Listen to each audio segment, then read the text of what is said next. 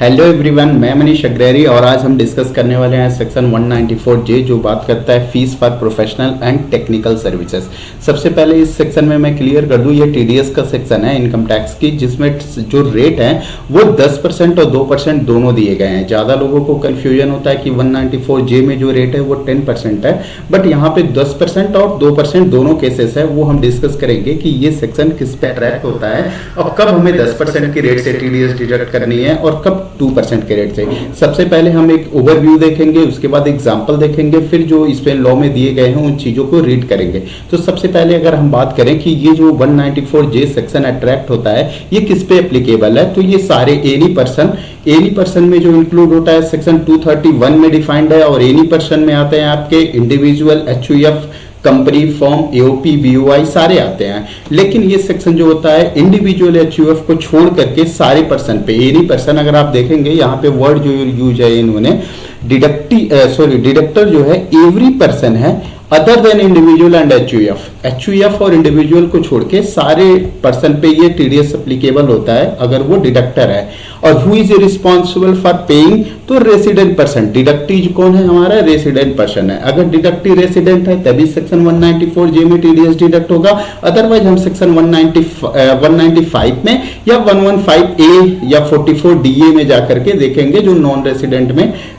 10% या डीटीए के बेसिस पे हम टीडीएस डिडक्ट करते हैं और टैक्स लायबिलिटी पे करते हैं। तो वो तो नॉन रेसिडेंट का केस हम आगे चल के देखेंगे, बट यहां अगर हम सेक्शन 194J में डिस्कस करें तो दो केस होने चाहिए। डिडक्टर कौन होना चाहिए, एनी पर्सन जो टीडीएस काटेगा। डिडक्टर कौन, any person other than individual HUF, individual HUF को छोड़ करके।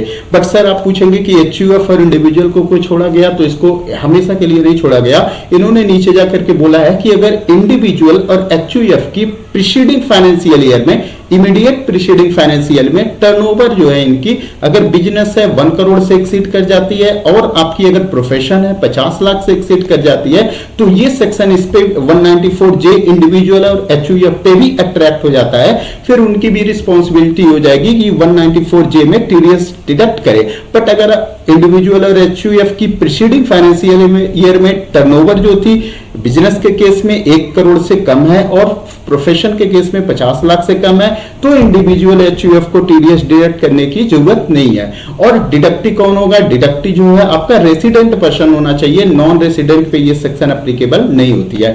फिर आगे हम चलते हैं कि 194J में किस चीज का हम पेमेंट करते हैं जिसके लिए हमें टीडीएस डिडक्ट करना होता है। तो आप इधर देखो 5 चीजें हैं, 5 ट्रांजेक्शन है, 5 नेचर की ट्रांजेक्शन है। जब ये नेचर की ट्रांजेक्शन आप करेंगे तो 194J में आपको टीडीएस डिडक्ट करना है। कौन कौन से आते हैं, तो सबसे पहली ट्रांजैक्शन है fees for professional services and fees for technical services, या आप कोई रेम्यूनरेशन पे करते हैं डायरेक्टर्स को, या रॉयल्टी देते हैं, या नॉन कम्पीट फीस देते हैं। तो कौन से 5 हैं, सबसे पहले है फीस फॉर प्रोफेशनल सर्विसेज।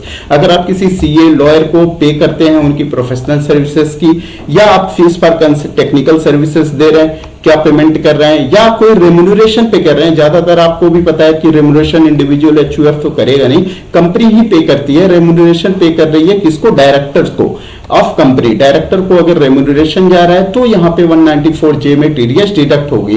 और रॉयल्टी के केस में अगर आप रॉयल्टी का पेमेंट कर रहे हैं या नॉन कम्पीट फीस का पेमेंट कर रहे हैं, तो ये 5 नेचर के ट्रांजेक्शन है जिसपे 194J अट्रैक्ट होता है और आपको टीडीएस डिडक्ट करनी है। अब क्वेश्चन आता है कि आपको 2% की रेट से करनी है या 10% से। तो अगर हम देखें तो ओवरऑल 10% है, बट 3 केसेस में है 2% है।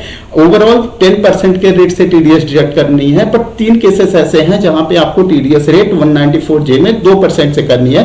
वो 3 ट्रांजेक्शन कौन से हैं, अगर आप कॉल सेंटर को पेमेंट करते हैं, किसी कॉल सेंटर को पेमेंट करते हैं तो आपको 2% के रेट से टीडीएस डिडक्ट करना है, या आप फीस फॉर टेक्निकल सर्विसेज पे कर रहे हैं, टेक्निकल सर्विसेज के लिए कोई पेमेंट कर रहे हैं, वहां पे आपको टीडीएस 2% के रेट से डिडक्ट करना है।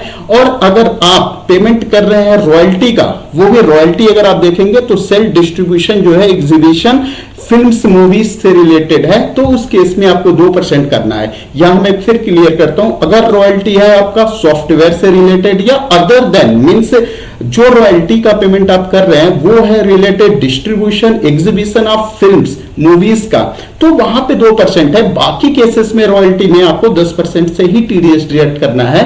और दूसरी चीज क्या है, अब हम एक बार फिर से क्लियर करते हैं, ये टीडीएस का रेट जो है 2% है, 5% है। अब देखते हैं 2% कहां पे है, केवल 3 केसेस ऐसे हैं जहां पे टीडीएस रेट आपके 2% है, बाकी सारे जगह पे 10% है। वो 3 केसेस कौन से हैं? सबसे पहला, कॉल सेंटर को पेमेंट करेंगे तो 2%, या आप टेक्निकल सर्विसेज के लिए फीस पे कर रहे हैं, टेक्निकल सर्विसेज होनी चाहिए, प्रोफेशनल नहीं, तो आपको 2% के रेट से टीडीएस डिडक्ट करना है, या आप पे कर रहे हैं आप sale distribution exhibition film movies के लिए, तो वहां पे 2% करनी है। अब क्वेश्चन आता है कि सर ये टीडीएस डिडक्ट कब करनी है? तो टीडीएस डिडक्ट आपको करनी है at the time of payment, या बुक में जब आप क्रेडिट कर रहे हैं, विच एवर इज अर्लियर, दोनों केस में जो पहले हो। तो अगर एक एग्जांपल हम यहां लेना चाहें, एक हमारी पार्टी है डिडक्टर्स, लेट सपोज ए डिडक्टर है जिन्होंने सर्विस ली है, डिडक्टर मीन सर्विस ली है।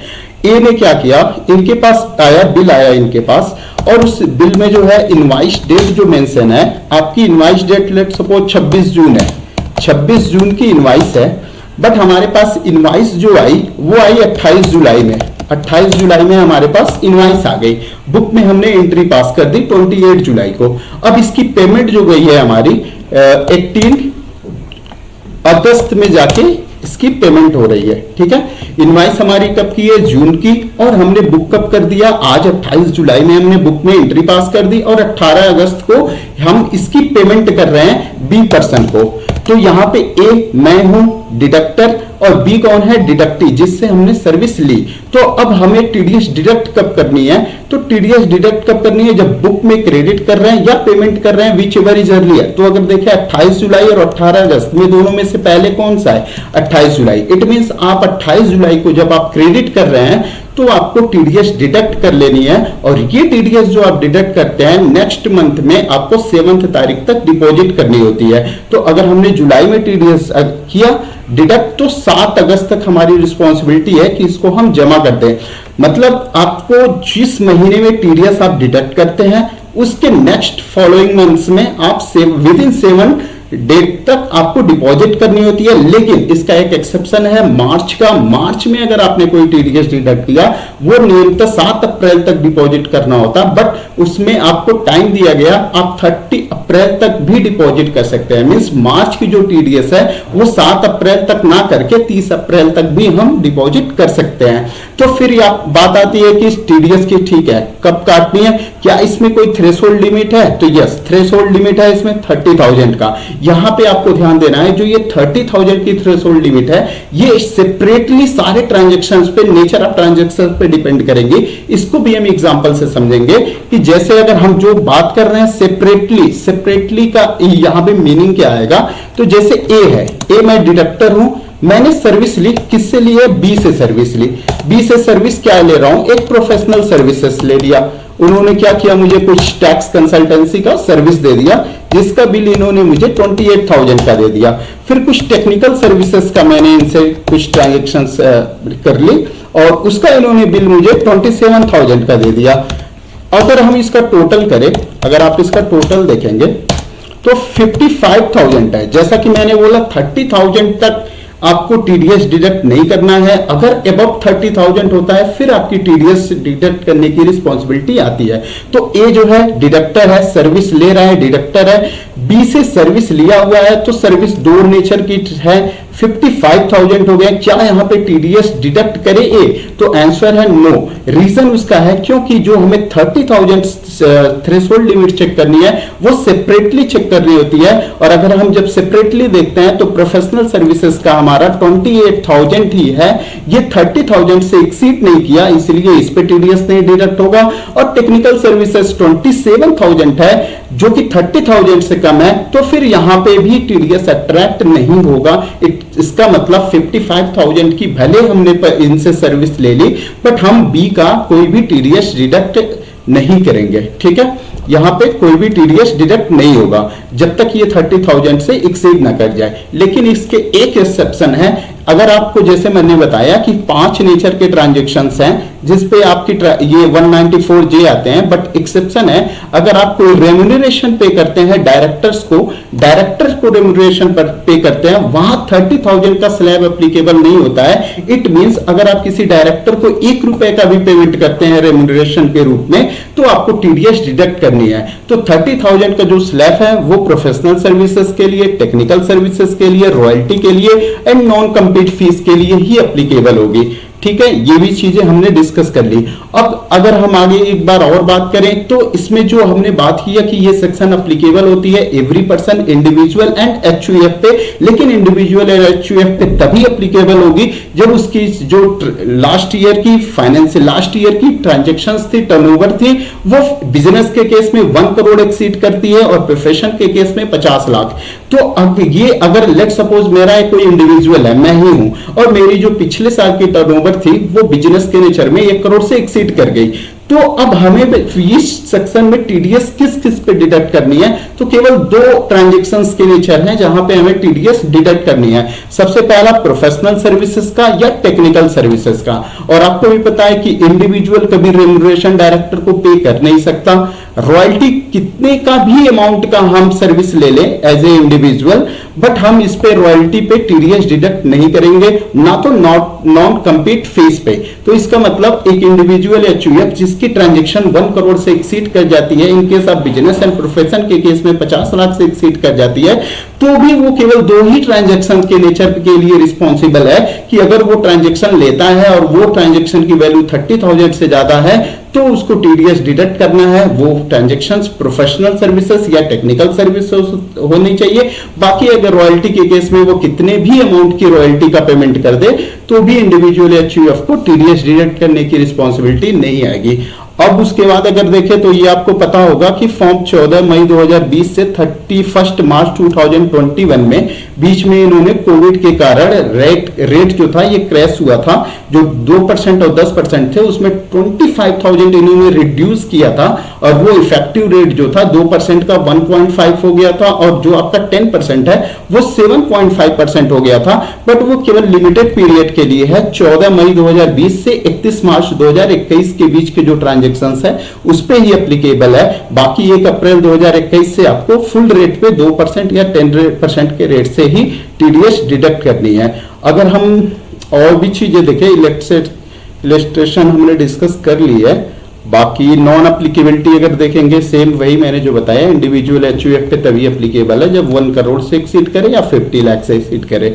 और एक चीज और मैं बताऊंगा, इंडिविजुअल एचयूएफ के केस में अगर वो पर्सनल से रिलेटेड कोई सर्विस लेता है, लेट सपोज जैसे हमारा कोई मैं बिजनेस से नेचर का नहीं हूं, किसी कंसल्टेंसी लेता हूं, जैसे वाइफ से मुझे तलाक लेनी है, अब लॉयर हमने हायर कर दिया, लॉयर जी ने मुझे 50,000 का बिल बना दिया, तो क्या मैं टीडीएस डिडक्ट करूं? तो आंसर है नो, क्योंकि हम वो प्रोफेशनल सर्विसेज जो ले रहे हैं लॉयर से वो पर्सनल नेचर का है। तो पर्सनल नेचर के केस में कितने भी अमाउंट का इंडिविजुअल एचयूएफ वो ट्रांजैक्शन कर ले तो टीडीएस नहीं डिडक्ट करना है। दूसरा हम एग्जांपल लेते हैं, हमारी तबीयत खराब हो गई और डॉक्टर्स को मैंने दिखाया नहीं गया, डॉक्टर ने प्रोफेशनल फीस अपना चार्ज किया, वो 30,000 से ज्यादा का है, तो क्या हम डॉक्टर्स का टीडीएस डिडक्ट करें? तो आंसर है नो, क्योंकि टीडीएस डिडक्ट करने की रिस्पॉन्सिबिलिटी इसलिए नहीं है क्योंकि वो पर्सनल नेचर के एक्सपेंसेस है। हाँ, अगर आपके वो बिजनेस से रिलेटेड कोई भी ट्रांजैक्शंस है तो वो आपको टीडीएस डिडक्ट करनी पड़ेगी। Thank you so much, I hope सारी चीजें आपको क्लियर हो गई होगी,